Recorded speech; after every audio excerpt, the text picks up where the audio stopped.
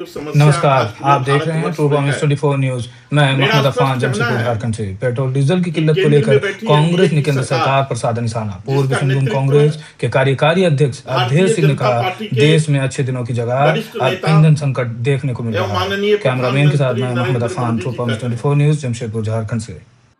मैं उनको कहना चाहता हूं कि भारत की जनता अब आपको समझ चुकी है। अब आप देश चलाने में सक्षम नहीं हैं। आप पूरी तरह विफल साबित हुए हैं।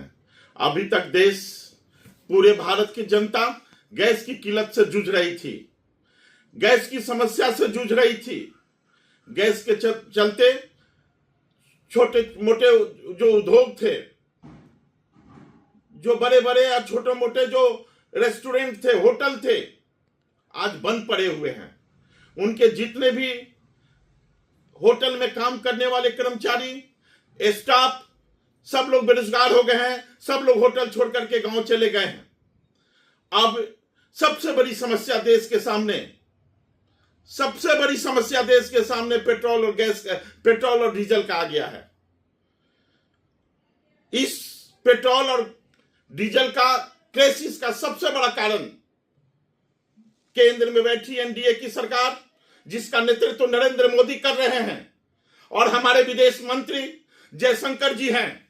इसके लिए पूरी तरह यह दोनों व्यक्ति जिम्मेवार हैं।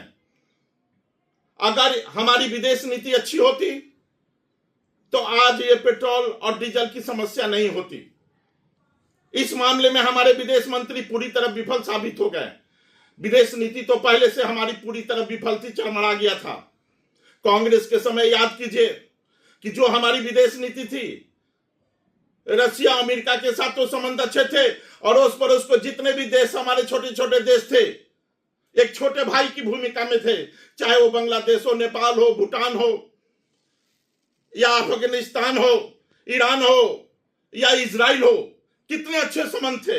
लेकिन आज सारे संबंध भाजपा में बैठी जो केंद्र में जो सरकार है, पूरी तरह विदेश नीति को चौपट कर दी है। आज अब हमारे प्रधानमंत्री नरेंद्र मोदी कहते हैं कि पेट्रोल और डीजल की खपत आप कम कीजिए, और उसके बाद सोना बोलते हैं खरीदना कम कीजिए। आप बताइए, अगर सोना खरीदना कम हो जाएगा, सोने पर अगर आफत आ जाएगी, तो सोने के जो व्यवसाय से जुड़े लोग हैं, जो कारीगर हैं, उनका क्या होगा? उनका भविष्य क्या होगा? उनका परिवार कैसे चलेगा? वो तो भूखे, वो जो सोना से जुड़े व्यवसाय से जो कारीगर हैं, वो भूखे मर जाएंगे। ये हमारी केंद्र की जो बैठी सरकार नरेंद्र मोदी को अब भी मैं अंधभक्तों से, जो नरेंद्र मोदी के ऊपर अंधभक्त विश्वास करते हैं, उनको मैं सचेत करना चाहता हूं, उन्हें चेतावनी देना चाहता हूं कि वक्त आ गया, समय आ गया। अब इस नरेंद्र मोदी से आप लोग सचेत हो जाइए। यह व्यक्ति से देश चलने वाला नहीं है। ये व्यक्ति से देश चलने वाला नहीं। अगर इनके नेतृत्व में और कुछ दिन ये प्रधानमंत्री रहे, भाजपा की अगर सरकार रही, तो देश डूब जाएगा, देश खत्म हो जाएगा। अभी देखिए, अभी पेट्रोल और डीजल का दाम कितना बढ़ने वाला है। कहां से देश की जनता इसको सरवाइव कर पाएगी? देश का ऐसी भी महंगाई और भय भूख भ्रष्टाचार से त्रस्त है। भय भूख भ्रष्टाचार से त्रस्त है। महंगाई अपने चरम पर है, और इस स्थिति में गैस, पेट्रोल और डीजल की जो समस्या आ गया है, सोना का जो व्यापार में जो समस्या आ गया है, मेरा यह कहना है कि अब देश सरवाइव नहीं कर पाएगा।